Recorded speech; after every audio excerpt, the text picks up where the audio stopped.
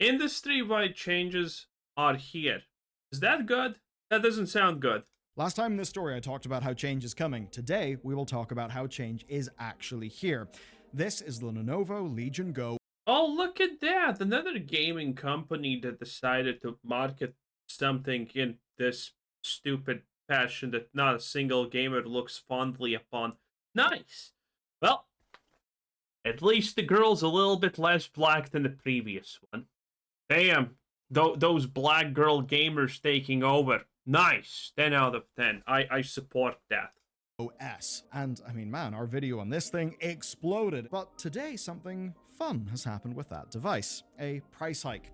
Daniel Ahmad caught on to this, and here's the damage. This device was announced at $499. Then pre-orders opened at $549 in March, and according to Daniel, who's an analyst who is focused on Asia, so this would be... Is this tariff? Oh, yeah, it is tariffs. Okay. Very well within his wheelhouse. The, quote, reciprocal tariffs make... I mean, shit, okay, listen, I'm gonna be real with you. Tariffs are not the biggest thing that you have to worry about. Look at PlayStation and what Sony is doing. I mean, you have to pay the Concord tax, and now there's gonna be another tax because another shitty game of theirs completely failed. It's not looking good. Soon a console is gonna be buyable only for like $5K because of all the failed game taxes that they are applying to them. Oof. Make it, quote, very likely that that price will increase. Who knows, maybe it could be $5.99. But in a way, whether it will, whether it won't, or how much the price hike could even be, that is almost the point. Us not knowing is almost the point, because that in itself is impacting the market. Price increases are actually happening, but it's not just for high-end devices, and it's not only for America. Today, you'll learn everything that's going on. I've also got a pretty novel experience to share. Yeah, no. Okay, so to get things started, I'll use the Legion Go S as our product example. When it was announced in January, there were 10% import tariffs against Chinese imports to the US. That basically meant that for every device imported, a 10% fee had to be paid. Now, wait, does this even matter anymore? Trump completely got caved on this. And now he's saying, well, we're not going to play hardball with China. We're going to allow them to do whatever they want. Great strategy. To be clear, that 10% is not on your final retail price, it's on the price to import the thing. Though here, what we did see is a $50 price increase after those tariffs increased to 20%. So, 20% tariff led to a $50 US price hike. Let's keep that ratio in mind and then apply it to the... Oh, is this literally just gonna be my tweet made into a video? Okay, listen.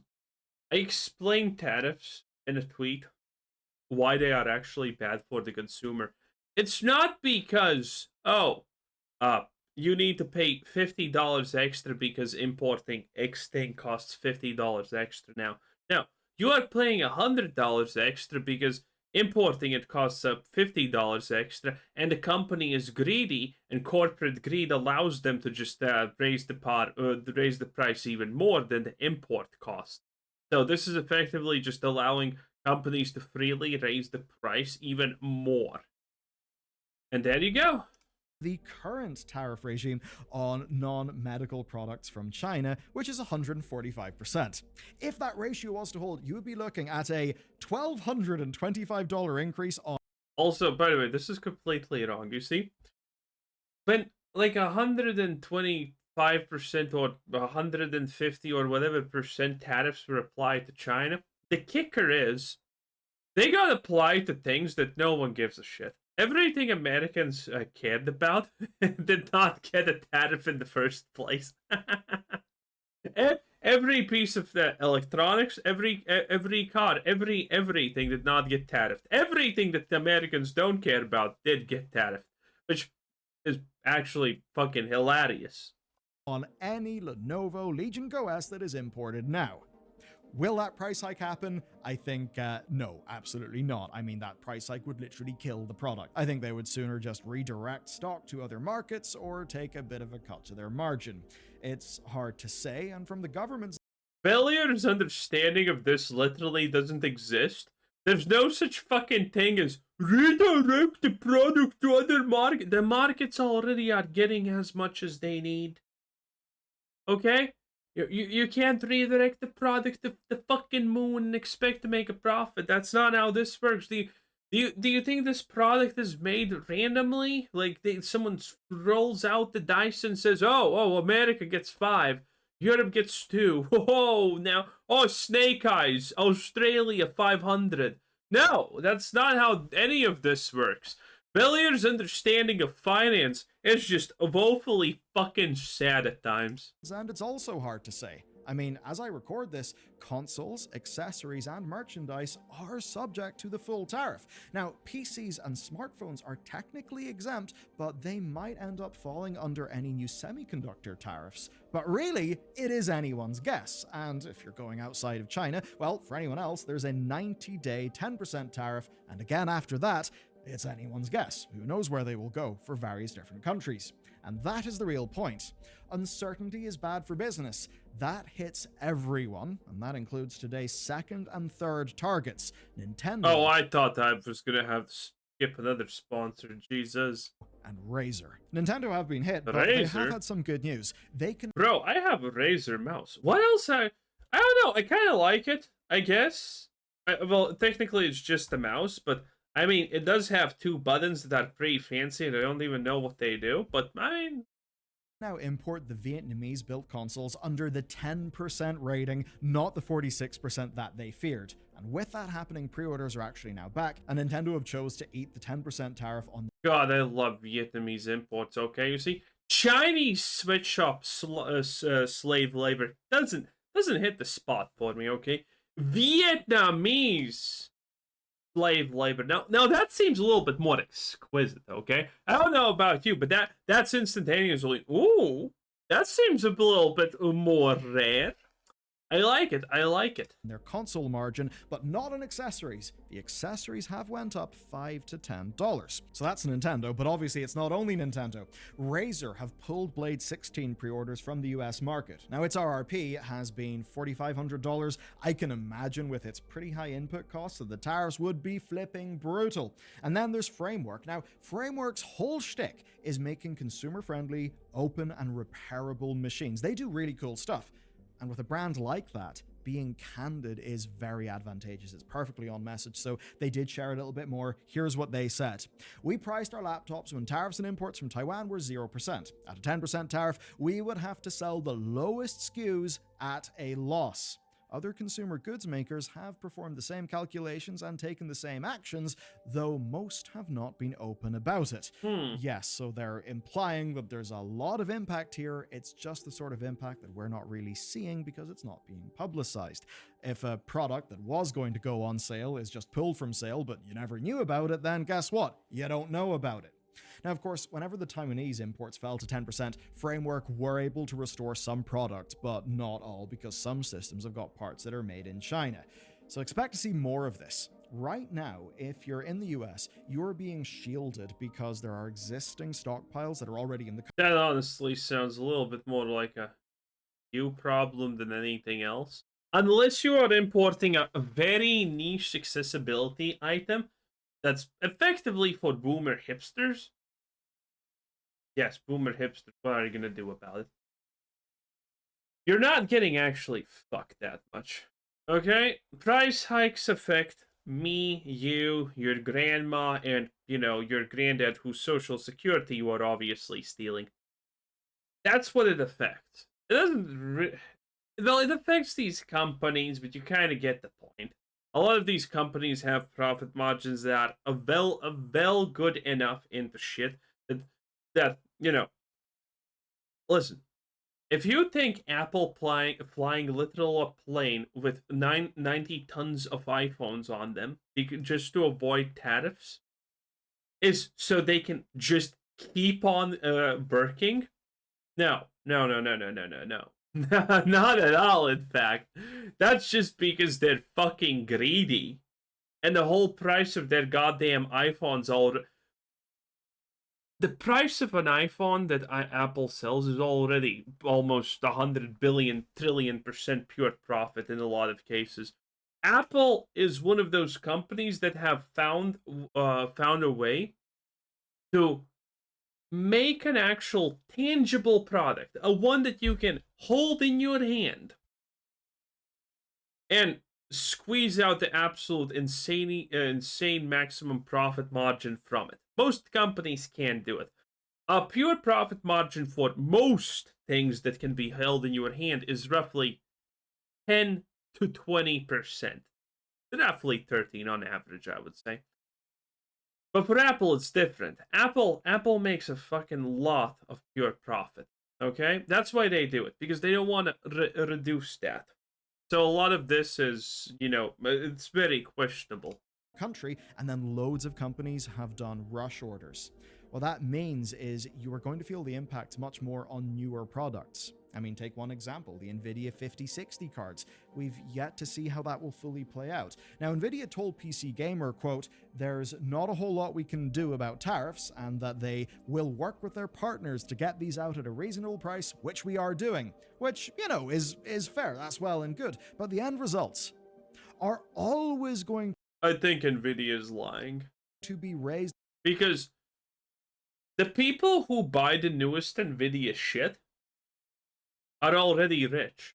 Or they are people who are only sparing expense for their computer hobbies. That's it. The average person could not give less of a flying fuck about a new Nvidia product. It just for the average person, truly average, who doesn't know anything about PCs, because who gives a fuck? This doesn't matter. And for the people who it doesn't matter, I mean, they're gonna be eating salt and fucking water for 2 months if that's necessary for them to buy the newest Nvidia product. So I would say Nvidia is blatantly lying about even giving a fuck at this point.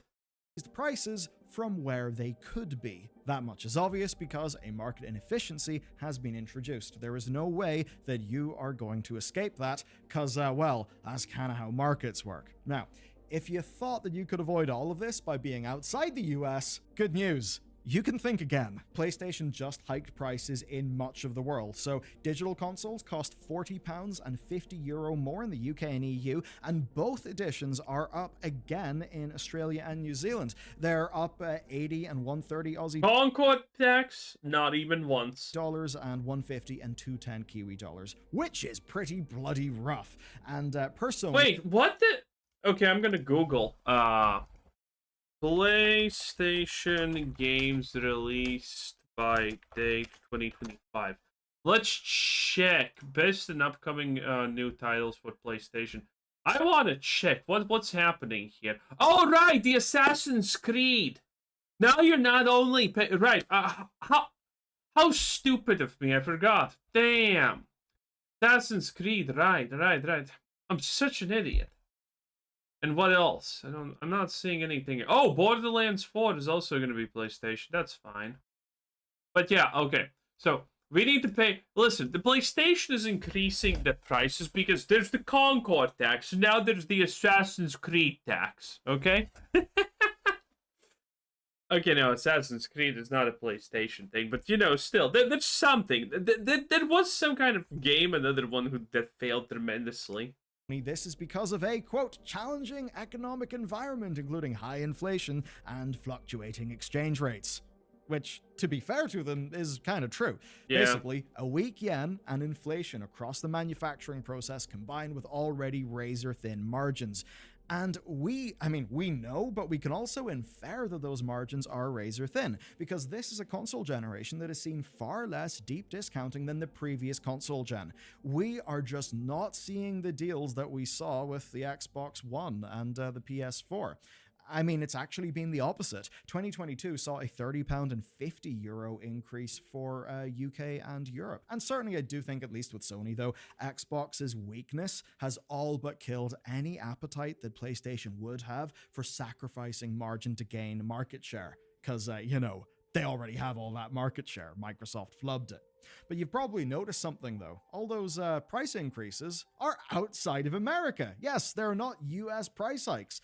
You might be wondering how. You might be wondering why. Well, the inflation argument is likely true, but PlayStation, What is the argument here except that, though? are working within a global market. It's I don't even know what's that. Wait, I don't actually know what's that argument outside of inflation. Yeah, don't know. Maybe as always, fucking Taiwan. I don't know. Maybe Taiwan. It's not like America will just be its own little bubble. Sony can effectively subsidize the potential tariff increases in one territory by closing currency conversion gaps in other territories. And that's especially relevant in a world of True, but that's implying that they're gonna lose a market share because of this. Which I don't know. I kind of doubt. I think they're just again probably trying. Again, this is the thing. They're probably just trying to make as much money as possible, and that's kind of all bullshit out. Because again, oh no, PlayStation costs $200 more in America. Well, shit. I guess the average poor person is just gonna have to take another loan to buy it. In that case, it's not like they're gonna not buy it. So yeah, I'm not sure about that. Actually, actually, we can easily test that. PlayStation console sales data by USA by America by year. By misspelled year. How do you spell year? There we go. PlayStation unit sales in the USA by console. Let's go, Statistica. What a great source. The fuck is this? Bro, you can't even see it. Is this a sponsor? It's not even sponsored and you still put it there? Jesus. Wow, that is sad. Fuck Statistica. Business date and sales. Sony Entertainment. Oh, worldwide hardware units sold. Okay. This is good. No, I actually want total. Shit, I don't want quarter. Can't find it, but if there is an actual drop, then maybe we can attribute this. But if there isn't, it's just fucking greed as always. I'm kind of personally of the vote that it's greed as always. PS5, PS4 sales compared in the US February. Okay. Let's see. Well, no. I need lifetime sales. Shit. Yeah, I'm not finding it. Well, I guess that's gonna be a mystery to us, so we don't actually know. But yeah, if the sales are going down per month, per year for new things compared to old things, then this is acceptable. But otherwise, this is just lies, and I think it's lies. I think they're not trying. I don't think that using other regions to pick up the slack. Because wait, actually, we also have another way of finding this out. So this was Europe. Okay, did he show America? No, if it's because it's a proportional increase everywhere, that means it's bullshit. Okay, we're getting too much into the weeds here. It's not like America will just be its own little bubble. Sony can effectively subsidize the potential tariff increases in one territory by closing currency conversion gaps in other territories. And that's especially relevant in a world of region-free consoles, which of course is the world that Sony are operating in. Yeah, if currencies are in your favor, you can just import a console and save a shitload. If increasing price in America, where consumerism literally is God, is making less sales and less money from Sony, then increasing prices in other countries where consumerism is not that rampant and not the main way of living is fucking stupid. There's no way this pays off for them if it's just to offset losses for a region. Of money. And I'm really not making this up. The Switch 2 is actually amazing proof of this. Japan's much discounted Switch 2 is a region-locked model. It's 49,980 yen, and that price is actually sticker shocking Japanese consumers, even though at the time it equated out to $330, which is a lot less than the Switch 2 base price in the US, though that $330 is now more like $350 because the US dollar has, of course, relatively weakened in that currency pair. Anyway, there is another factor with the PS5. That factor is timing.